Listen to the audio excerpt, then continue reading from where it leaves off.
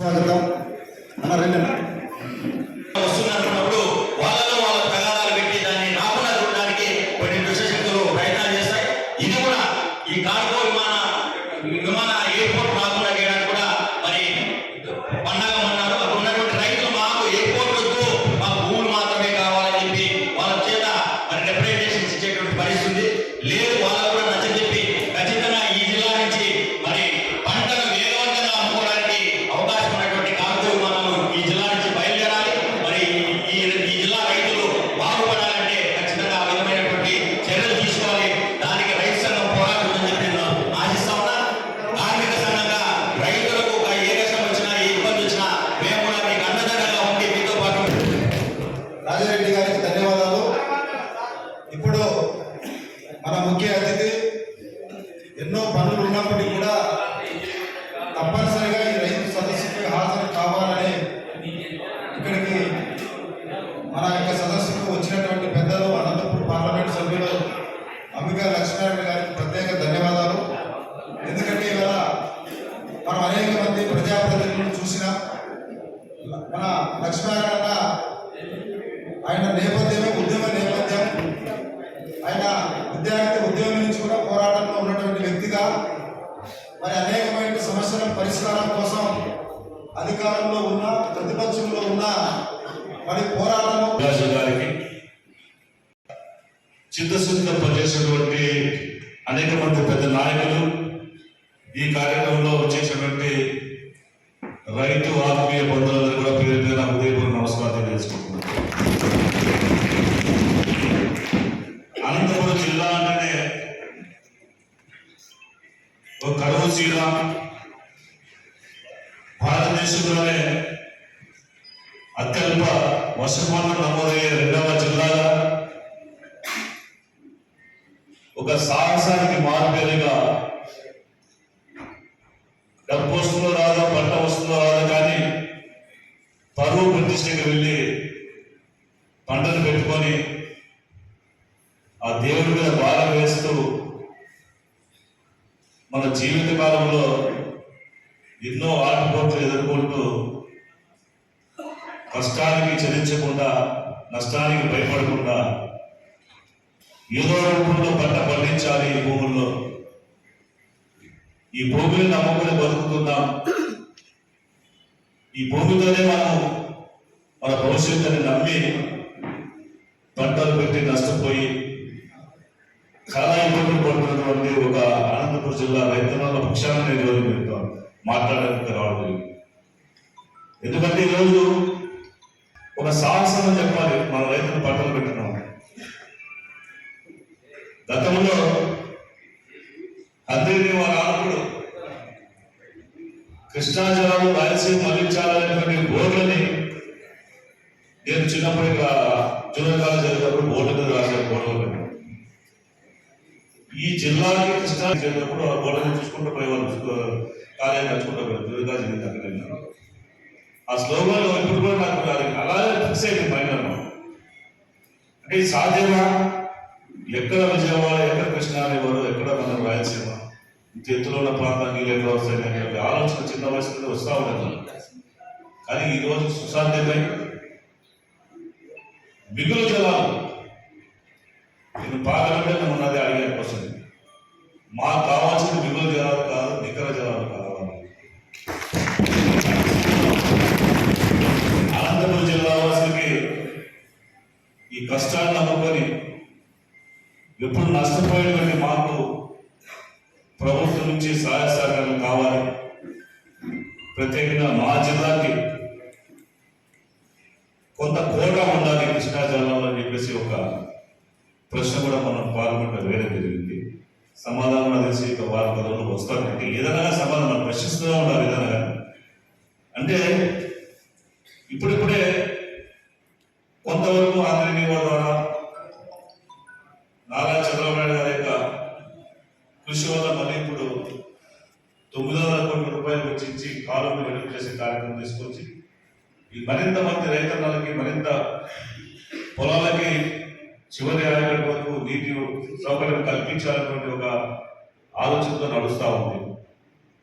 ప్రత్యేకించి అనంతపురం జిల్లాలో drip irrigation వల్ల ఈరోజు పంటలు బాగా అంటే ఈ ప్రధానంగా ఉద్యానవన పంటలు బాగా అభివృద్ధి చేసుకుని రైతులందరూ కూడా అంతో ఇంతో సంపాదించుకుంటున్నటువంటి ఆలోచనకి ఆ డ్రిప్ ఇరిగేషన్ అనేది ప్రధానమైనటువంటి ఇరిగేషన్ కానీ స్ప్రింక్లర్స్ కానీ అన్నీ కూడా రైతులకు ఇస్తూనే ఉండాలి. వాళ్ళకి కావాల్సినటువంటి ఎరువులు కానీ విత్తనాలు కానీ సబ్సిడీ రూపంలో నాణ్యతమైనటువంటి ఇచ్చేటువంటి బాధ్యత ప్రభుత్వం మీద ఉండాలి.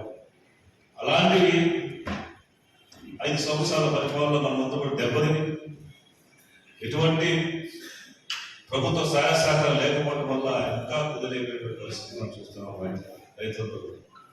ఈరోజు అదే రైతుల కోసం తిరిగి అన్ని రకాల సహాయ సహకారాలు ఇవ్వాలి. ప్రతి రైతు కూడా సంవత్సరానికి 20,000 రూపాయలు పంట పెట్టుకోవడానికి పెట్టుబడి నిధి కింద ఇవ్వాలనేటువంటి ఆలోచన మోదీ గారు అదేవిధంగా చంద్రబాబు నాయుడు గారితో సాధ్యమవుతున్నటువంటి ఆలోచన ఈరోజు ఆ కార్యక్రమంలో తీసుకురావడం. అదేవిధంగా మనందరికీ కూడా హార్టికల్చర్ ఇక్కడ ప్రధానంగా అనంతపురం జిల్లా ఉంది. ఇది ఫ్రూట్ బౌల్ ఆఫ్ ఆంధ్రప్రదేశ్ కాదు, ఇది భవిష్యత్తులో ఫ్రూట్ బౌల్ ఆఫ్ ఇండియా కావాలి, భవిష్యత్తులో ఫ్రూట్ బౌల్ ఆఫ్ వరల్డ్ కావాలి. అంటే ప్రతి ఎకరం కూడా మనం హార్టికల్చర్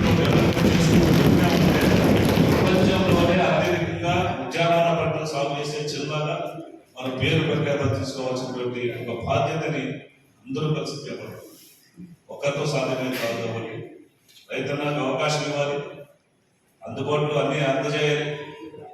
వాళ్ళకి ఎంతవరకు చేయగల సహాయం చేస్తే ఖచ్చితంగా అనంతపురం జిల్లా రైతన్నలు ఏమి చేయడానికి ఈ విషయంలో మనం ఆల్రెడీ ఈ మధ్యన ప్రూవ్ చేశాం. 1,00,000 టన్నుల అరటిని ఇరాన్ దేశానికి ఎగుమతి చేసే స్థాయికి రైతులు వచ్చాము. ఎక్కడో మనకి ఇరాన్ దేశానికి ఇక్కడ నుంచి 1,00,000 టన్నులు పంపించగలిగినామంటే ఇంకా భవిష్యత్తులో ఎంతైనా సరే మనం ఎక్స్పోర్ట్ చేయడానికి సిద్ధంగా ఉన్న ఒక సంకేతాన్ని ఈరోజు ఇవ్వగలిగినాం. దాని యొక్క 1,00,000 టన్నుల యొక్క టర్నోవర్ 3,000 కోట్ల రూపాయలు మనం చేసినాం.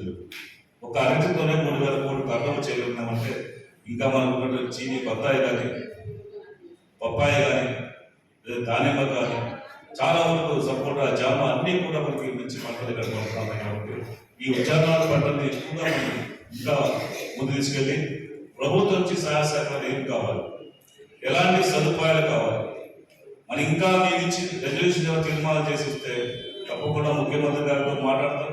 కేంద్రం నుంచి కూడా ఈ మధ్యనే నేను మన పార్లమెంట్లో మాట్లాడిన తర్వాత మళ్ళీ ఒక క్వశ్చన్ కూడా ఇచ్చాను. ఏమి ఇచ్చానంటే అనంతపురం జిల్లా నుంచి కరువు కాటకాత ఉంటుంది కాబట్టి 2014-19లో సంవత్సరానికి 50 కోట్ల రూపాయలు మనకి స్పెషల్ గ్రాంట్ ఇచ్చేవారు, స్పెషల్ డెవలప్మెంట్ ఫండ్ కింద ఎస్కేల్ కింద ఇచ్చేవారు.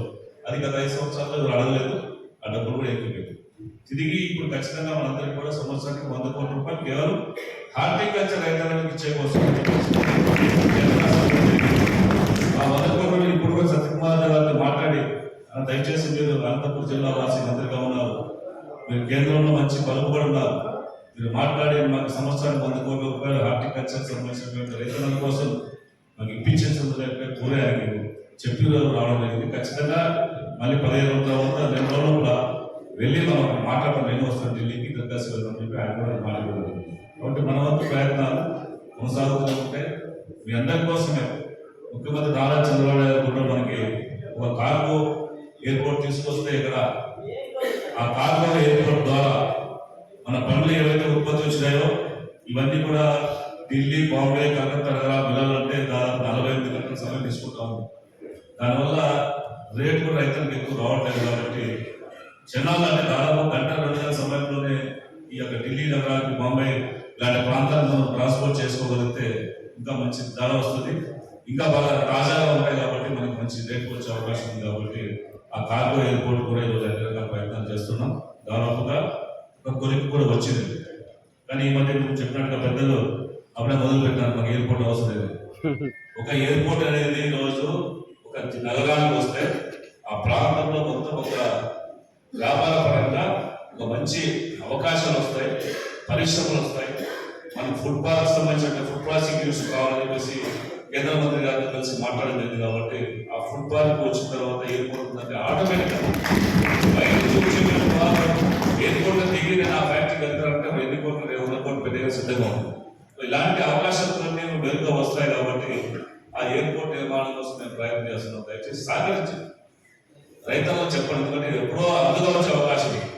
మనకి ఎవరు ఇస్తామని ముందుకు రాలేదు, మొదటి నుంచి కూడా చదవాలని ఎండబడి కాలంలో కావాలి, మా అందరికి కూడా ఒక కాలంలో ఇప్పుడు వస్తే ఖచ్చితంగా మా నుంచి పనులకి ఇబ్బంది జరుగుతాయని చెప్పేసి ఒక మాట తీసుకున్న వారు ఇప్పటికి దానికోసమే మేము వర్క్ చేసి కేవలం కాలం అంటే ఎయిర్పోర్ట్ వర్కౌట్ కాదని చెప్పి అన్నప్పుడు దానికి training centre, aviation training centre add చేసి తర్వాత ప్యాసింజర్స్ వచ్చేటప్పుడు యాడ్ చేసి 3 కాంబినేషన్లు, ఒకటి ప్యాసింజర్స్ వెళ్ళడానికి, ఒకటి ఏవియేషన్ ట్రైనింగ్కి, ఒకటి కార్లో తీసుకోవడానికి, ఈ పనుల ఉత్పత్తి సంబంధించినటువంటి ఏదైనా ట్రాన్స్పోర్ట్ చేయాలి.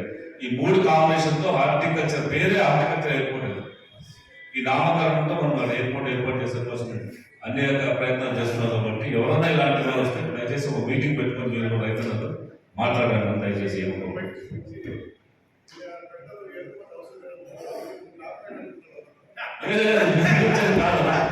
అంటే పేపర్లో చూసారో వచ్చినది వెయ్యి ఎక్కడ ఇచ్చారు, మాకు అవసరం లేదంటే వాళ్ళ అవసరం కోసం కాదు, అది మొత్తం మన ఆంధ్ర జిల్లా రైతుల కోసం అడుగుతుంది. కాబట్టి నేను మీకు జనరల్గా అది మెసేజ్ ఇచ్చాను, మెసేజ్ వచ్చింది. సో అందరూ కూడా అన్న కూడా సార్ ఎంతో వచ్చినా కూడా అడుగుతున్నాను, గవర్నమెంట్ కంప్లీట్ చేసినట్టు అయిపోతే లేదు మనకి బాగుంటుంది చెప్పి సలహాలు ఇస్తుంటారు. ఎప్పుడు అందరు సలహాలు తీసుకుంటుంటారు. ఎందుకంటే నాకంతా ఉద్యోగంలో ఎంత స్ఫూర్తి అన్నమాట. నేను కూడా ఏదో ఉద్యోగం చేశాను 2 సార్లు. ఆ ఉద్యోగం వాళ్ళకి వీళ్ళు నాకు పూర్తిదాకా ఉండరు కాబట్టి ఎప్పుడు కలిసి పనిచేస్తాను, పార్టీ పక్కన పడేస్తాను. కాబట్టి రైతులందరూ కూడా ఒకటే చెప్తాను, మనకి కావాల్సినటువంటి సదుపాయాలు ఏమున్నాయో, మనకి ఇక్కడ ఇవ్వాల్సినటువంటి ప్రభుత్వ సహకారాలు ఏవైతే ఇవ్వాల్సి ఉన్నాయో దయచేసి నా దృష్టికి తీసుకొస్తే దాన్ని ఖచ్చితంగా అమలు చేసే బాధ్యత నేను తీసుకుంటాను. మనందరి కోసం అనంతపురం జిల్లా ఎలాంటి సమస్యను పరిష్కారం చేసుకున్నాం. మీ అందరూ సహాయ సహకరిస్తే తప్పకుండా అందరికీ మంచి జరగాలని కోరుకుంటాం. ఎందుకంటే ఈరోజు రైతుల సమస్య ముందే రావాల్సిందని ఇతర కార్యక్రమం వల్ల కొన్ని ఆలస్యం ఇంకా కొన్ని కార్యక్రమాలు వెళ్ళడానికి ఉన్న అవకాశం ఉంది. ఎందుకంటే టైం అయిపోతూ ఉంది. సో తక్కువగానే మాట్లాడుతున్న తర్వాత మళ్ళీ నా సమస్యలు బాగా మాట్లాడుతుంది. ఎక్కువసేపు కలిపి మీ సమస్యలు విని ఎప్పటికీ అంబికారేశ్వరం అంటే మీకు అందుబాటులో పెట్టేది ఒక మాట ఇస్తూ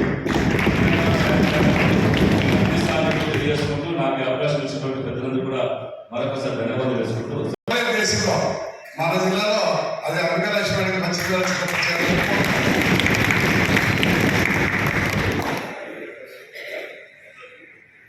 స్థలం ఉందన్న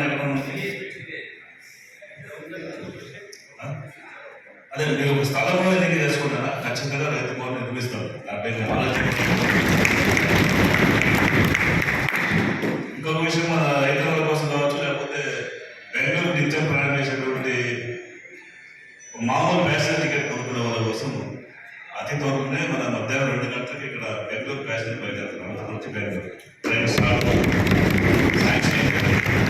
సో అది చాలా మందికి అనుకూలమైతే ఉద్దేశంతో నేను ప్యాసింజర్ అని పరిష్కరించాను. ఒక 100 రూపాయలతో వాళ్ళు బెంగళూరుకి వెళ్ళాలి, పని చూసుకుని రావాలి. అది షార్ట్ మన ఓపెనింగ్ ఉంటుంది. దయచేసి ఏదైనా మా సరుకు తీసుకునే అవకాశం ఉంటే కూడా దాంట్లో మనం పంపించి మార్గం చేద్దాం. ప్యాసింజర్ కాబట్టి మనకు అనుకూలంగా ఉంటుంది. అది ఇంటిమేషన్ మనం వేస్తాం. రైతు భవన్ ఖచ్చితంగా నిర్మిద్దామన్నా, ఎందుకంటే మనకు అవసరం అనంతపురం. మీరు ప్లేస్ చూడండి, దానికి ఏ విధంగా పరిస్థితి నా బాధ్యత. ఓకేనా? చివరిగా మన ఆంధ్రప్రదేశ్ రైతు సంఘం జిల్లా అధ్యక్షుడు చెన్నప్ప గారిని మాట్లాడి ముగించాల్సిందిగా కోరుతారు.